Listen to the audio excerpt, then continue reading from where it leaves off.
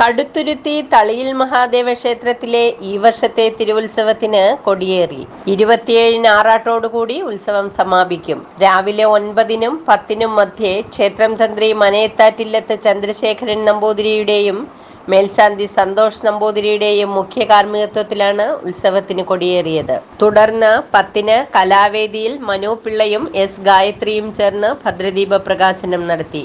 എല്ലാ ദിവസവും കലാവേദിയിൽ വിവിധ പരിപാടികൾ അരങ്ങേറും. 26-ന് വൈകിട്ട് 4:30-ന് തളിയിൽ മഹാദേവനോടൊപ്പം തിരുവൈക്കത്തപ്പനെയും ഏറ്റുമാനൂരപ്പനെയും ഒരുമിച്ചെഴുന്നള്ളിക്കുന്ന അസുലഭ നിമിഷമായ പകൽപൂരം നടക്കും.